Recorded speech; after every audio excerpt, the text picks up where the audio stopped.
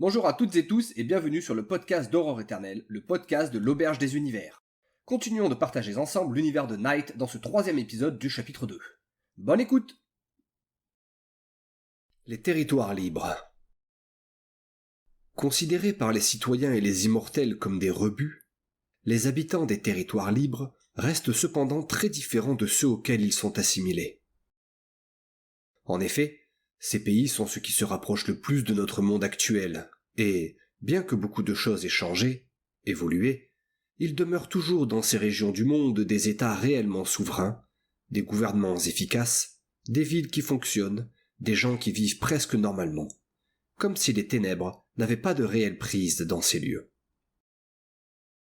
Il faut dire que les pays formant les territoires libres ont eu un peu plus de chance que les autres, car l'anathème semble les avoir presque oubliés. Bien entendu, quelques petites rivières ou lacs de ténèbres parsèment çà et là les régions éloignées ou isolées, mais dans l'ensemble, l'obscurité et l'horreur ne sont pas le premier problème des territoires libres. L'eau, la nourriture ou encore l'énergie sont des questions bien plus tangibles et urgentes. L'accès aux nanomachines, si salutaires, bien qu'existant, est extrêmement restreint, et les immortels gardent jalousement leur nanotechnologie, traquant et punissant sans pitié les espions et éventuels copieurs. Quelques chevaliers alliés de certains pays des territoires libres ont amené avec eux des nano-E ou des banques de nano-M, mais la technologie est si complexe qu'il semble impossible de la reproduire efficacement. Le libre hémisphère sud. On raconte, partout dans le monde, que les territoires occupés s'étalent sur l'hémisphère nord de la planète et que les territoires libres s'étendent sur son hémisphère sud. Si cela résume à peu près la situation géopolitique actuelle, ce n'est pas aussi simple que cela. En fait, les territoires libres s'étendent uniquement sur l'ensemble de l'Afrique subsaharienne, de l'Amérique du Sud et des îles du Sud-Est asiatique. L'Australie, les îles océaniques et les pays du Sud asiatique sont en effet des lieux occupés par les immortels et surtout par les ténèbres. Pourquoi les grandes puissances du monde ont-elles abandonné les territoires libres ? La question la plus courante dans les arches est que les immortels ne pouvaient défendre et protéger des lieux si peu touchés par les ténèbres. Celle communément admise dans les territoires libres est qu'aucun des pays qui s'y trouvent n'était assez important économiquement, politiquement et humainement parlant pour qu'ils s'y intéressent. La vérité se situe sans doute entre les deux.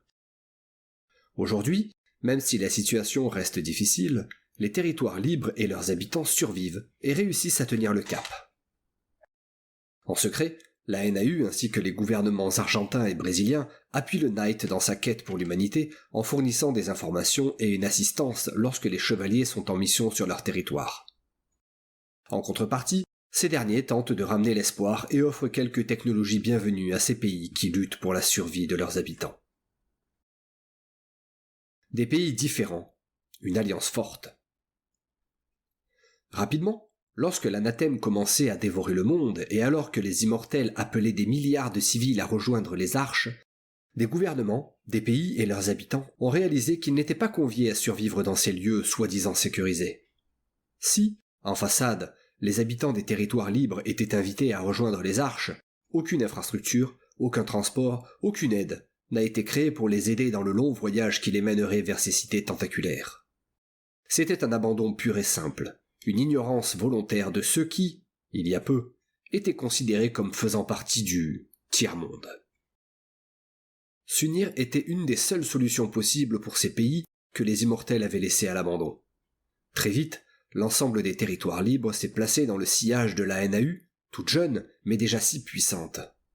Malheureusement, presque tous les partenaires commerciaux, économiques et militaires de la nation africaine unie l'ont abandonné les uns après les autres, car ils étaient tous soumis aux immortels, qui désiraient que l'humanité se replie sur elle-même, en sécurité dans les arches.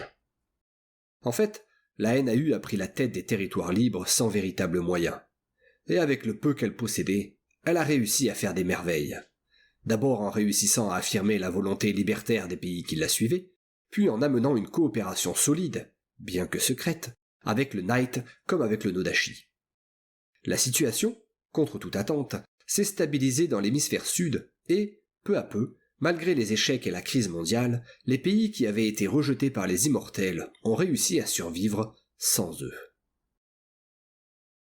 Depuis un peu moins d'un an, une alliance forte, nommée Alliance des territoires libres, ou ATL, unit les pays d'Amérique du Sud, la NAU, et les îles du Sud-Est asiatique, notamment l'Indonésie.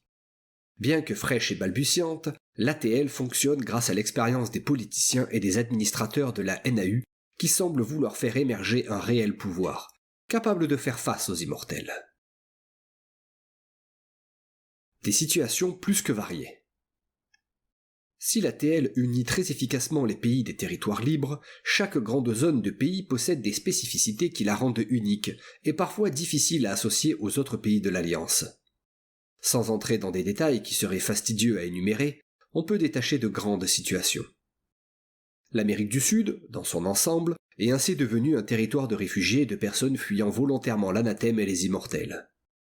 Des pays comme la Colombie, le Panama ou le Costa Rica ont formé des terres d'accueil pour des gens fortunés, d'anciens artistes, des personnes richissimes et tout un tas de réfugiés variés. Ces pays sont devenus un nouvel Eldorado de tranquillité, Colombie en tête, qui abrite pas moins de 20 millions de réfugiés venus des États-Unis et d'Europe. S'ils ont amené avec eux une certaine richesse, ces expatriés ont aussi apporté de nombreux problèmes. Hausse de la délinquance et des trafics en tout genre, création de sectes avec de véritables cultes de la personnalité, ou encore prise de pouvoir politique par la corruption et la coercition.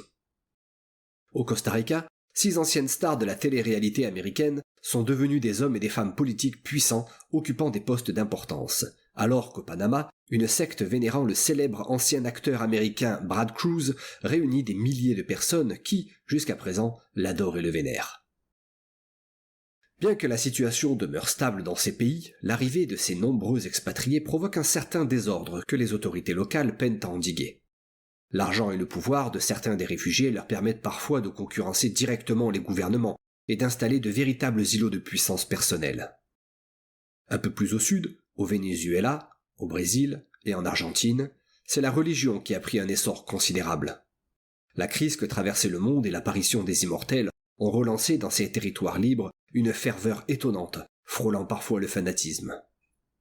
Catholicisme en tête, de nombreuses croyances religieuses et de nombreux cultes ont fleuri avec l'apparition de l'anathème, et certains possèdent maintenant un pouvoir qui défie celui des gouvernements locaux. L'Église catholique apostolique brésilienne, depuis la disparition sous les ténèbres du Saint-Siège de l'Église catholique au Vatican, accueille de très nombreux nouveaux croyants venus de toute la planète. Aujourd'hui, elle ne compte pas moins de 60 millions de fidèles en Amérique du Sud, et jouit d'un pouvoir religieux inégalé sur le reste du monde. Monseigneur José Marquez, ancien chanteur de pop devenu évêque de Rio, est actuellement le chef et la figure de proue de l'Église apostolique brésilienne, tandis que le Corcovado est devenu le néo-Vatican. En dehors de cette grosse machine religieuse, des cultes plus discrets et plus réduits investissent l'Amérique du Sud. L'islam, suivi de près par le judaïsme, a installé des lieux de prière un peu partout sur le continent et possède aujourd'hui quelques centaines de milliers de fidèles. Mais la vraie secousse religieuse qui a touché l'Amérique du Sud a été la naissance et l'expansion d'une quantité inimaginable de sectes et de cultes variés qui ont littéralement envahi tout le continent. L'apparition de ténèbres a provoqué la naissance de centaines d'ordres ésotériques, de loges fanatiques, de cercles religieux qui s'affrontent les uns les autres et qui prônent généralement un retour à la lumière ou à des solutions absurdes face à l'anathème, mais considérées comme vraies par leurs fidèles. D'autres sectes encore tentent de mobiliser des forces pour aider les ténèbres dans des buts aussi divers que variés. Celles-là, les chevaliers se chargent de les faire taire avant qu'elles prennent de l'ampleur. Et récemment, l'Amérique du Sud a vu l'émergence de sectes assez puissantes pour fournir une aide tangible et efficace contre l'anathème. L'Ordre de la Lumière rédemptrice notamment, intégré à l'Église apostolique, et basé sur une réinterprétation de l'Ancien Testament, compte aujourd'hui 80 000 adeptes, dont un quart de moines qui chassent la moindre trace d'obscurité. Il faut avouer qu'en 2037, une bonne moitié des habitants des territoires libres sont perdus et semblent essayer de croire à n'importe quelle solution face à la situation mondiale, pourvu qu'on leur en propose une. En Afrique subsaharienne, la situation est un peu plus calme et tempérée. Le territoire de la NAU, bien que manquant de nourriture, possède des réserves d'eau en quantité et de nombreuses ressources énergétiques. Heureusement, tout un tas de programmes, d'ONG et de personnes bienveillantes aident à la création d'une agriculture massive et intensive qui permet aux habitants de la région de s'en sortir. Malheureusement, la nappe de ténèbres qui sépare l'Afrique en deux isole énormément la NAU du reste du monde. Les vols comme les navires sont obligés de faire d'immenses détours pour voyager vers l'hémisphère nord, tant le froid abyssal de la zone d'obscurité est dangereux pour les hommes et les véhicules, même à des centaines de kilomètres de distance. Cependant, cet isolement permet une certaine tranquillité à l'ensemble de la NAU et, par extension, à l'ensemble des territoires libres. Solidaires, puissants malgré l'absence de leurs anciens alliés en dehors du continent, les pays de la NAU peuvent aujourd'hui se targuer de proposer à leurs habitants une vie presque égale à celle d'avant l'anathème. Presque. Enfin, dans les îles d'Asie du Sud-Est, les choses sont beaucoup moins enthousiasmantes. L'Indonésie comme les Philippines, bien qu'appartenant à l'Alliance des territoires libres, sont actuellement occupées par des avant-postes du Nodashi, pour les soi-disant questions de sécurité mondiale. Selon les habitants locaux, la proximité de leur lieu de vie avec le Japon en fait des avant-postes tout désignés pour la force armée et une ouverture directe sur le sud enténébré de la Chine. De fait, la quasi-totalité des pays présents sur ces îles se trouve dans une situation précaire, presque transitoire. Ouvertement soutenus par la NAU et les gouvernements d'Amérique du Sud et coopérant officiellement au sein de l'Alliance, ces pays comptent sur leurs terres et dans leurs eaux des troupes d'occupation du Nodashi et, par conséquent, des troupes d'occupation des Immortels. Si aucun gouvernement des îles d'Asie du Sud-Est ne se soulève pour le moment, c'est que l'attitude des troupes reste respectueuse et surtout, l'ensemble des forces reste discret.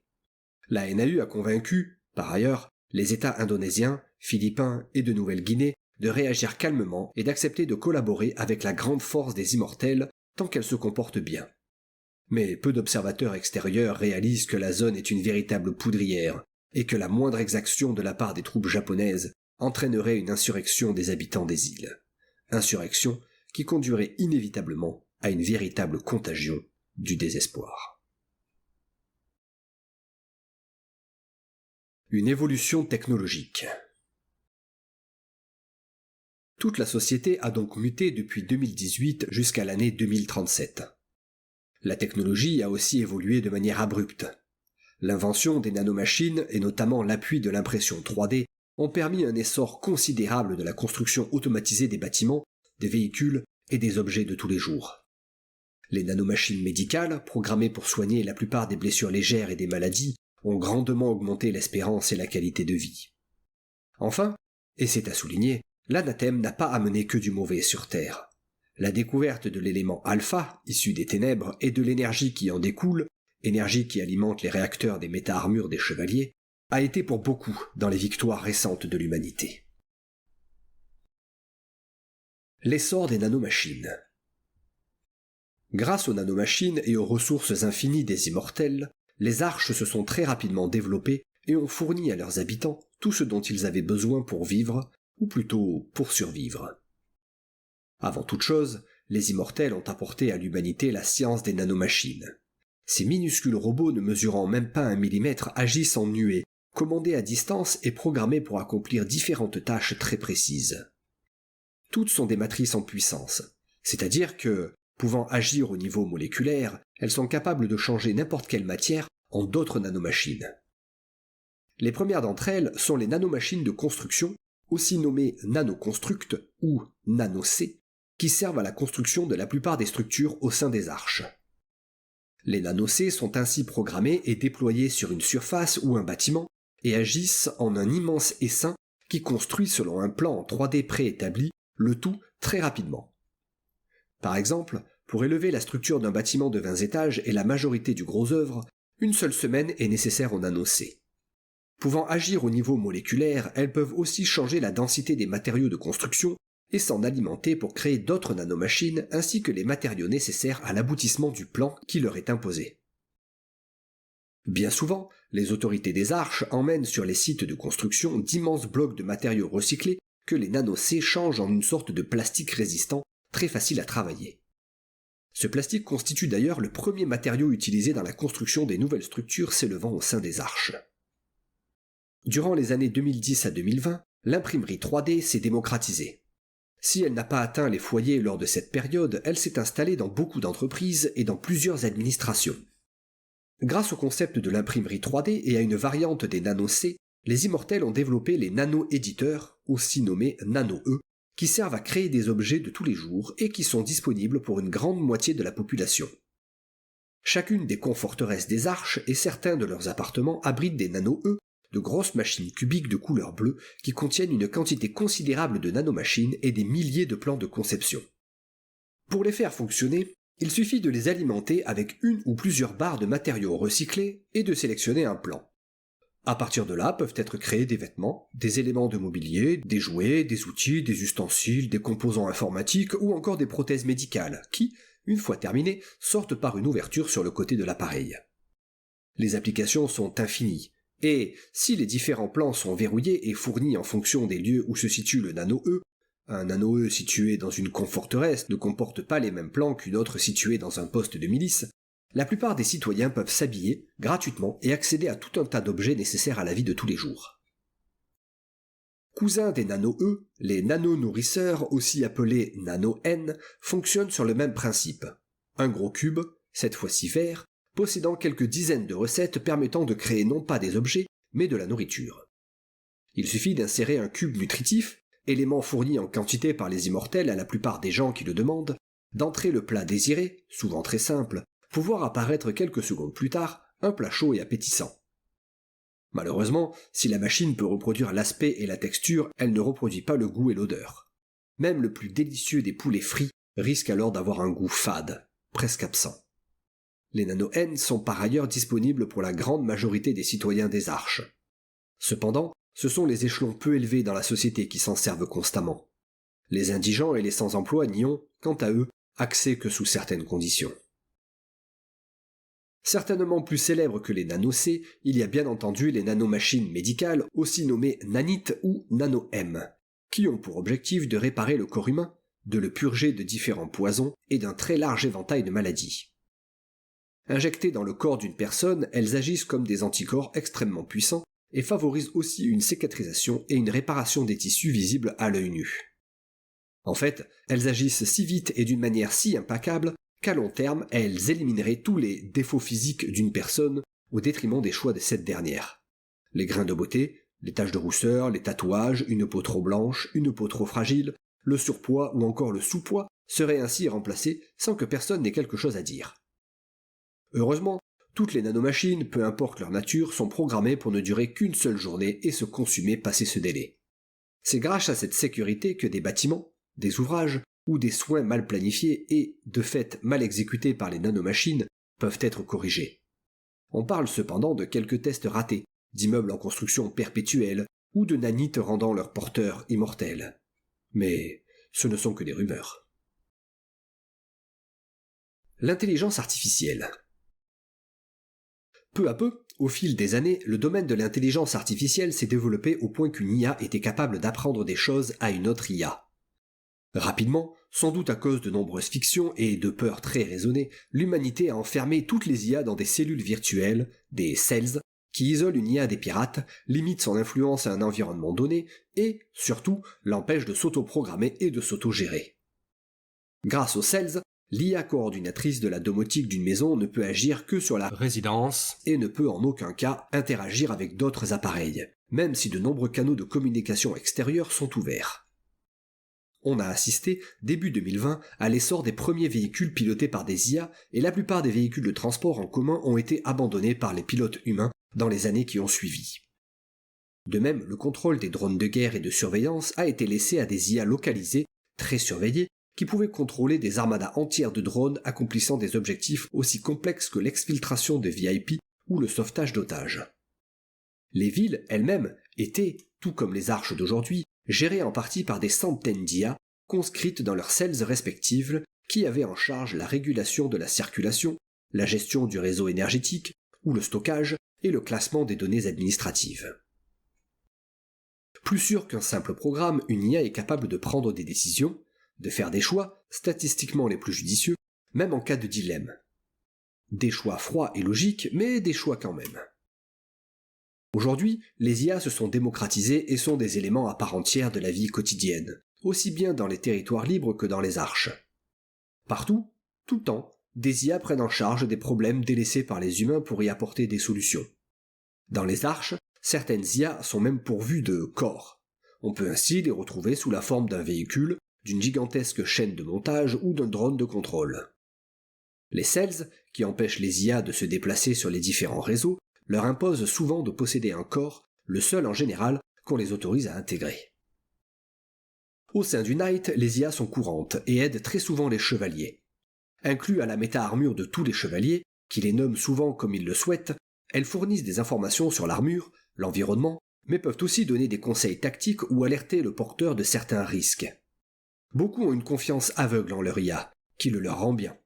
Ils fonctionnent alors en symbiose avec elle, la laissant décider de certaines stratégies et prendre les rênes des systèmes de survie quand la situation l'exige. Enfin, il est à noter que certains chevaliers tissent des relations avec leurs IA et, entre eux, une véritable amitié, de véritables sentiments secrets. Arthur possède une IA du nom de Guenièvre qu'il considère comme sa femme et qui, grâce à une projection holographique, se tient la plupart du temps à ses côtés. Guenièvre, comme beaucoup d'IA au sein du Knight, a développé une personnalité propre et une réelle affection pour son utilisateur.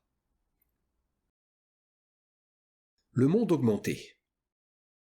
Autre grande invention qui a changé la vie d'une partie de l'humanité, la réalité augmentée s'exporte aujourd'hui dans la plupart des foyers des arches, mais aussi des territoires libres. Comme la télévision et Internet avant elle, la réalité augmentée est un élément du quotidien, beaucoup plus utilisé que la plupart des autres technologies, et combinant à elle seule une quantité faramineuse d'éléments facilitant l'existence. Information en temps réel, cartographie GPS, analyse de l'environnement, appel audio et vidéo, contrôle de la domotique, le tout relié à une connexion Internet très haut débit. Tout cela ne se voit plus derrière un écran, mais en surimpression. Un autre monde numérique qui s'ajoute à l'actuel. Généralement, les personnes utilisant la RA, réalité augmentée, font usage d'une lunette ou d'une paire de lunettes transparentes ou de lentilles reliées au Wi-Fi, pouvant afficher des dizaines de petits écrans modulables d'un regard ou par simple clignement des yeux. À cela s'ajoute une oreillette qui permet d'accéder au son de la réalité augmentée.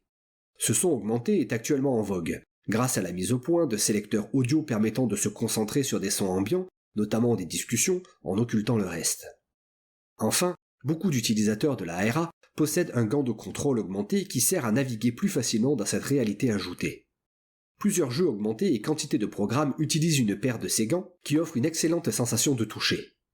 Ces différents procédés sont généralement appelés modules RA et peuvent être achetés, pour une somme modique, dans la plupart des arches. D'une utilisation plus factuelle, il existe 3 niveaux de RA que l'utilisateur peut régler en seulement quelques mots ou gestes. Le premier niveau affiche de simples indications visuelles au porteur, des icônes ou un texte fantomatique qui se déroule devant ses yeux et l'informe d'éléments importants sur son environnement. Le deuxième niveau est une navigation plus complète, avec des fenêtres vidéo, des pages internet, des entrées audio ou encore une carte affichant la position de l'utilisateur. L'environnement augmenté de ce niveau, dit complet, est personnalisable à loisir, tant au niveau des couleurs que des formes. Enfin, le troisième niveau est défini comme complexe et consiste en l'ajout de sens supplémentaires à la réalité augmentée. En plus de la vue et de l'ouïe s'ajoute le toucher, et parfois même, grâce à du matériel spécial, le goût et l'odorat. Plusieurs émissions augmentées, souvent des programmes de cuisine, utilisent ces procédés dernier cri qui trouvent un public de plus en plus nombreux. Il faut bien garder à l'esprit que la réalité augmentée est constante et qu'elle n'a pas besoin de posséder un accès à Internet pour fonctionner. Les outils permettant d'accéder à la RA sont en effet intelligents et les informations de base sont pour la plupart préenregistrées, pouvant fournir une réalité augmentée minimum et bien souvent des données équivalentes à celles des GPS. Bien entendu, un accès à Internet reste indispensable pour recevoir des appels audio ou vidéo, accéder à différents contenus ou encore à des programmes augmentés. Évidemment, chaque accès et chaque outil lié à la RA est soumis à des identifiants nominatifs qui permettent à tous de savoir qui est aussi en train de voir le monde en RA. Dans les arches, les noms, prénoms, âge, poids, taille, adresse et date de naissance des passants connectés s'affichent à la demande de l'utilisateur de la RA. Avec cette avancée technologique, l'anonymat devient une chose oubliée, en particulier dans les arches où tous les citoyens sont hyper connectés à leur environnement augmenté et où chacun surveille l'autre. Il arrive parfois que des publicités intempestives s'immiscent dans l'environnement augmenté d'une personne. Même si la plupart des constructeurs et des fournisseurs d'accès RA utilisent des pare-feux dernier cri, certains messages étrangers incitant à la révolte, parfois laissés par des combattants de la liberté autoproclamés, envahissent la réalité augmentée de certains citoyens. Heureusement, les services des immortels veillent sur l'Internet des arches et en contrôlent aussi toute la réalité augmentée. Les chevaliers sont quant à eux connectés à un niveau bien plus avancé de RA. L'intelligence artificielle de la méta-armure se charge de sélectionner les informations importantes et de prévenir les désirs de son porteur en matière de communication et de visibilité. Ainsi, dans une situation d'enquête, l'IA concentre la RA sur les différents éléments d'une pièce, sur les suspects et toutes les informations disponibles sur eux. A l'inverse, lors d'une fusillade, l'IA identifie les menaces, met en surbrillance les couverts disponibles et affiche une carte des positions potentielles des ennemis. Tout cela en plus d'informations basiques comme la température, la pression atmosphérique, la position GPS, la composition et la densité du sol sous l'armure, son énergie ou encore son état. Les possibilités de la RA en termes de combat contre l'anathème sont quasi infinies, et le Knight l'a bien compris. Le confort pour tous. 2030 a été l'année de la domotique. Dans chaque maison, chaque résidence, chaque entreprise, chaque administration, les équipements informatiques, électroniques et mécaniques ont été connectés entre eux pour faciliter la vie des usagers et des habitants. Facilitée par la présence de la réalité augmentée, la domotique d'un appartement pouvait être gérée, programmée en seulement quelques gestes. Dans les entreprises, les services et les différentes fonctions, des équipements ont été programmés pour maximiser la production. L'habitat et les autres lieux où l'homme passait du temps sont devenus intelligents. Grâce à l'introduction d'intelligence artificielle prévenante dans les réseaux des résidences, un propriétaire ou un locataire n'avait plus aucun geste à accomplir pour voir son café se préparer le matin ou le chauffage augmenter de lui-même selon la température ambiante. Dans les territoires libres, la domotique a peu évolué, sauf en Afrique du Sud, même si certains appareillages sont devenus des drones capables de se déplacer et dotés d'une programmation complexe. On trouve ainsi des drones pour surveiller les enfants, les maisons, mais aussi des drones de ménage ou encore de réparation qui s'activent sur une simple commande. Au sein des arches, la situation est un peu différente. La domotique, plus que présente, est envahissante et sert aussi à réguler la vie de la population. Dans les appartements des différentes conforteresses, dans les résidences jusqu'au siège de chaque arche, la domotique se trouve partout et se contrôle souvent d'elle-même grâce à des intelligences artificielles dites de confort qui font autant office de majordome que de surveillant en alertant les autorités du moindre comportement suspect émis par un citoyen. Dans les arches, toutes les familles possèdent ainsi une IA attitrée, souvent nommée par la famille elle-même, comme elle le ferait pour un animal de compagnie, qui les sert et gère l'habitat comme une véritable entité pensante, mais limitée à des tâches et objectifs précis. En plus d'un confort considérablement augmenté dans la plupart des foyers, la domotique des arches est aussi un outil de contrôle. L'activation d'appareils ménagers, de loisirs ou de sécurité indique en effet la présence ou non de ses habitants et ses différents déplacements. C'est une puce RFID implantée dans chaque citoyen qui permet l'activation de la domotique et son identification. Une personne n'en étant pas équipée n'active aucun des équipements et est ignorée par les différentes IA. Cela veut dire que les appareils de vie quotidienne ne s'activent pas sur son passage, mais aussi que certaines portes et certains services de base lui restent inaccessibles. Dans chaque arche, même les plus indigents ont accès à un minimum de domotique. Celle-ci régule leur vie et les fait davantage passer pour des prisonniers que pour des citoyens. La présence considérable de drones de surveillance contrôlés par les IA des conforteresses étonne souvent les nouveaux arrivants dans les arches. Les drones. Dans les arches, les drones, avec les miliciens, font partie des outils de surveillance les plus courants et les plus faciles d'accès. Généralement, ce sont des appareils équipés de 4 rotors silencieux et de plusieurs mini-caméras standards de reconnaissance physionomique, nocturne ou thermique.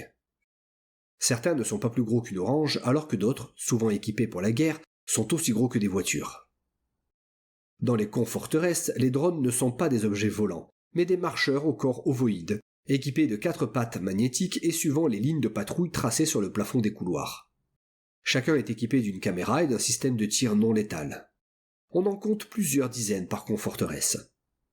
Ainsi, les drones sont, pour la plupart, contrôlés par des IA qui se chargent de la surveillance et rendent des comptes aux différents chefs de milice et directeurs. Chaque citoyen sortant un peu des clous est tout de suite repéré par un drone et peut être neutralisé sur le simple ordre d'un milicien. Il va sans dire que pour faire comprendre qu'une armada de drones est nécessaire à la vie dans une arche, les immortels ont mené de grandes campagnes de publicité que certains nomment propagande et qui ont souvent très bien fonctionné. L'élément alpha et l'énergie alpha. Dans les tréfonds obscurs des lacs, rivières et océans de ténèbres, on trouve un matériau sous forme de cristal noir nommé élément alpha par la communauté scientifique. Souvent, les ténèbres qui refluent laissent derrière elles, bien cachés à l'ombre, quelques dizaines de ces cristaux sortant de terre ou des bâtiments. Des récupérateurs rebus attendent patiemment aux abords de l'obscurité, cherchent avec avidité ce précieux matériau et le revendent à la section Cyclope ou aux entreprises citoyennes qui le troquent à très bon prix. D'abord sujet à précaution, ce matériau singulier a vite été étudié pour sa quasi-indestructibilité et sa légèreté. Certains explosifs puissants semblent pouvoir l'endommager, et encore de manière superficielle. En effet, seuls les lasers peuvent tailler les cristaux d'éléments alpha, la lumière émise sur le matériau ayant le même effet qu'un couteau brûlant coupant une motte de beurre. En taillant de fines feuilles, grâce à des lasers surpuissants, les ingénieurs du Knight se sont rapidement mis à renforcer les méta-armures en y insérant des couches successives d'éléments alpha. Dans certaines arches, les fondations des bâtiments les plus importants sont d'ailleurs constituées de ce matériau presque indestructible. Enfin, dans l'industrie et parfois dans l'artisanat, de nombreux outils de pointe en contiennent également quelques grammes qui renforcent immensément leur solidité. Mais la découverte de l'élément alpha n'a pas amené qu'une meilleure solidité des choses. En étudiant les différents cristaux, des scientifiques de la Bird Corporation et de Cromwell Brothers ont découvert que l'élément alpha émettait une énergie colossale, quasiment inépuisable, car auto-régénératrice. En soumettant un cristal à des chocs de lumière UV, celui-ci dégage de puissantes impulsions d'énergie. Une fois contenue dans de petits réacteurs, cette énergie peut alimenter une méta-armure pendant des jours. Il suffit d'attendre quelques heures pour qu'une impulsion UV automatisée recharge l'ensemble des réacteurs. Chaque méta-armure, depuis la découverte de ce que l'on nomme l'énergie alpha, est ainsi équipée d'un noyau alpha dans lequel est abrité un mini-cristal d'éléments alpha. Logé dans un caisson blindé situé dans le dos ou sur son torse, le noyau alpha est connecté à plusieurs réacteurs qui dispensent une énergie considérable. Cet appareillage permet aux chevaliers d'utiliser des armes et des modules extrêmement gourmands en énergie, et ce, plusieurs fois par jour. En dehors du Knight, l'énergie alpha trouve bien d'autres applications. Dans les arches, des noyaux alpha 100 fois plus imposants que ceux des méta-armures sont disposés dans des centrales sévèrement gardées et offrent aux citoyens un apport en énergie colossal. De même, la plupart des véhicules lourds tels que les Stallions du Knight ou les nombreux Vector sont dotés d'un ou plusieurs noyaux alpha. Malheureusement, si les cristaux d'éléments alpha peuvent fournir une gigantesque énergie, ils ne la fournissent pas éternellement. Si l'énergie qu'ils contiennent semble inépuisable, eux ne le sont pas. À mesure qu'ils sont exposés aux UV, les cristaux s'effritent et tombent en poussière. De fait, ils sont activement recherchés par les immortels comme par le Knight. Il n'y a guère que les rebuts et les autorités des territoires libres qui ne les utilisent jamais. Si les premiers le font par manque de moyens et d'infrastructures, les territoires libres préfèrent rester loin de l'élément alpha et de l'énergie qu'il produit, car chacun a, après tout, une origine douteuse et, détail souvent tu, possède des effets secondaires. D'après certaines rumeurs, les cristaux noirs sont en fait du désespoir cristallisé, de l'horreur solide. Des êtres humains qui se tiendraient près d'eux sans protection céderaient plus facilement à la tristesse, et certains techniciens, lorsque les premiers projets ont vu jour, se seraient suicidés de désespoir. Évidemment, les immortels, comme les chevaliers, taisent ces rumeurs et les démentent ardemment. Que penser d'hommes et de femmes censés sauver l'humanité, mais dont 99% de la logistique serait soutenue par un élément issu du désespoir ? D'autres avancées. Évidemment, les découvertes et évolutions technologiques ci-dessus n'ont pas été les seules avancées notables auxquelles l'humanité a été confrontée entre les années 2000 et 2037. Il y en a eu beaucoup d'autres, de moindre importance, rapidement détaillées ici. Le Japon, dès 2021, a démocratisé le maglev, la lévitation magnétique, pour ses trains et ses systèmes de transport sur circuit fermé. Le véhicule ne touche pas les rails, mais lévite légèrement au-dessus grâce au magnétisme. Dans la plupart des arches, en 2037, la majorité des transports en commun se fait grâce à des métros et des trains maglev. Les grands avantages de cette technologie sont la rapidité des différents véhicules qui peuvent se déplacer à des vitesses vertigineuses et la sécurité du transport, car une fois posé sur des raves maglev, un train, un tram ou un métro ne peut dérailler que dans de très rares cas. Depuis 2020, l'acier et le plastique laissent place à un autre matériau, le graphène. Issu des cristaux de graphite aussi flexibles que résistants, transparents, Supraconducteur et doté de nombreuses autres qualités, il devient indispensable dans l'électronique, le secteur énergétique ou encore la médecine. On le trouve quasiment partout et ses propriétés permettent la production de meilleurs véhicules, d'armes plus efficaces et d'objets de tous les jours plus solides. Le graphène permet aussi la création de prothèses médicales peu onéreuses, sans rejet et surtout très faciles d'utilisation. Grâce à ce matériau, les mutilés obtiennent de nouveaux membres efficaces presque transparents, fins et plutôt esthétiques. En 2030, Amiral Engine et la Bird Corporation ont mis au point des avions à décollage vertical. Très peu onéreux à produire et dotés d'une capacité de transport et d'une autonomie impressionnante, ils sont nommés Vector. En 2037, les Vector sont les principaux véhicules volants dans les arches, mais aussi dans les territoires libres. Leur facilité de production, leur solidité, leur polyvalence, entre l'hélicoptère et l'avion sonique, en font des appareils volants standardisés dans la plupart des villes du monde. Il existe 3 modèles de Vector qui fonctionnent généralement grâce à un noyau alpha. Le modèle léger, qui peut emporter une dizaine de personnes en très peu de temps. Il lui faut en effet à peine une demi-journée pour se rendre au point le plus éloigné de lui, sur Terre. Le modèle lourd, pouvant transporter d'autres véhicules de plusieurs tonnes ou une cinquantaine de passagers sur de longues distances. Enfin, le modèle de combat, généralement équipé de railguns lourds, de pods de missiles et de roquettes, ainsi que de mitrailleuses haute vélocité. Le Knight utilise généralement un modèle de Vector spécial nommé Harpy, situé entre le modèle lourd avec une capacité de transport convenable, une vingtaine de chevaliers et un véhicule léger en même temps, et le modèle de combat puisqu'il est hérissé d'armes. La plupart des déplacements des chevaliers sur les différents théâtres d'opération se font grâce au Vector. Bien, voilà qui clôture cet épisode. Je vous retrouve pour la suite dans l'épisode final du 2e chapitre de Knight. À bientôt, ciao ciao!